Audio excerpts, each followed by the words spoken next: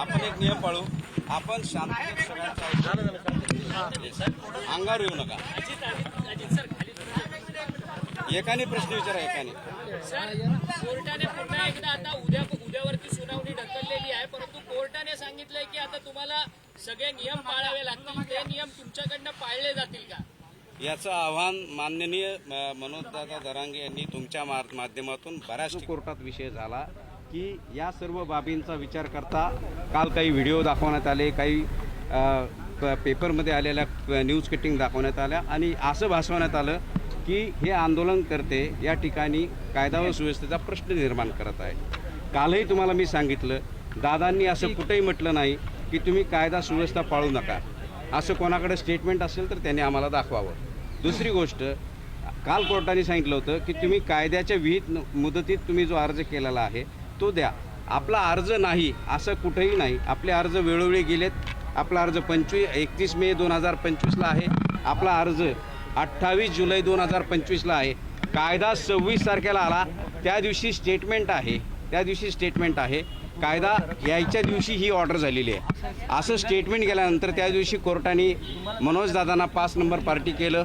आंतरवाली सराटी या संघटनेला तिथे पार्टी करण्यात आलं. त्याच्यानंतर वीरेंद्र पवारांना पार्टी करण्यात आलं आणि नोटीस काढण्यात आली आणि नवीन कायद्याच्या प्रमाणे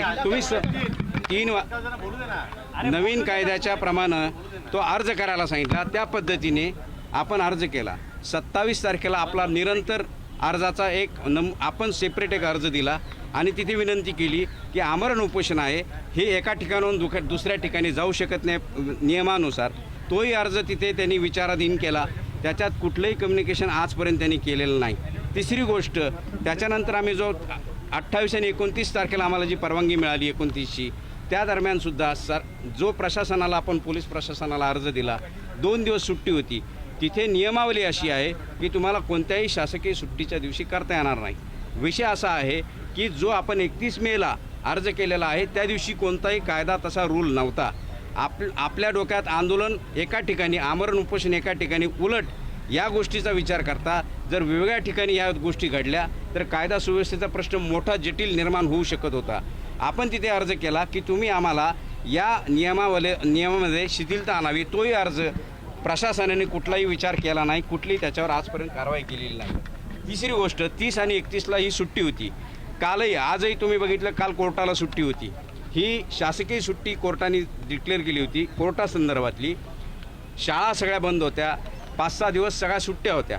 3 दिवस व्यवस्था आणि पोलीस प्रशासन आणि BMC प्रशासन यांच्यामध्ये समन्वय नसल्यामुळे एका दिवसाचं आंदोलन असं कुठंतरी गैरसमजातून त्यांच्या झालं आणि या सगळ्या गोष्टी, तिथे खाऊगल्ली बंद होती, पाणी बंद होतं आणि कुठेतरी त्या आलेल्या जे मनोजदादांना सपोर्टर्स आहेत ते महाराष्ट्रातून सर्व प्रेम करणारे, आदर करणारे आहेत आणि मनापासून प्रेम करणारे आहेत. या सर्व गोष्टीचं तिथे कंट्रोल असणं हे प्रशासनाचं काम होतं. आपल्याला पुन्हा एकदा सांगतो, 12 ऑगस्टला आम्ही 25 जणं CP साहेबांकडे गेलो होतो आणि ह्या गोष्टीची कल्पना दिली होती. गणेश उत्सव आहे, आपला सर्वांचा तो धार्मिक उत्सव आहे, आपला सर्वांचा तो आनंदाचा उत्सव आहे. एकाच वेळी या गोष्टी घडतायत. हा दिवस का निवडला तर 2 वर्षापूर्वी दादांनी 29 ऑगस्टला ही आंदोलन सुरुवात करण्यात आली होती, म्हणून हा दिवस निवडण्यात आला. आपल्याला हा दिवस निवडण्याचा हीच एक पहिल्या दिवशीची परवानगी.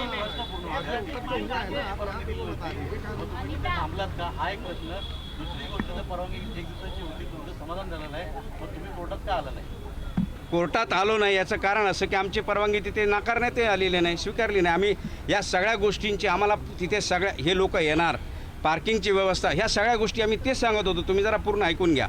12 ऑगस्टला ज्यावेळेस आम्ही या सगळ्या गोष्टीची तिथे पूर्तता करण्यासाठी, जर तुम्ही 26 डेडलाईन तिथे दिली होती मनोजदादांच्या पूर्वीच्या अर्जाप्रमाणे, तर तुम्ही ती पाळणं गरजेचं होतं. कारण आंदोलन करणं हा निसर्गदत्त अधिकार प्रत्येक नागरिकाचा आहे. संविधानानं तो दिलेला आहे. त्या दिवशी कोणती संख्या असं ठरलेलं नव्हतं. 5000 ही डेजिग्नेटेड प्लेसवर असावी हा रूल कधी आला? 26 ऑगस्ट 2025ला आला. अर्ज कधीचा आहे? त्यापूर्वीचे 2 अर्ज आहेत. या संदर्भात आपल्याला तिथे बाजू मांडण्याची संधी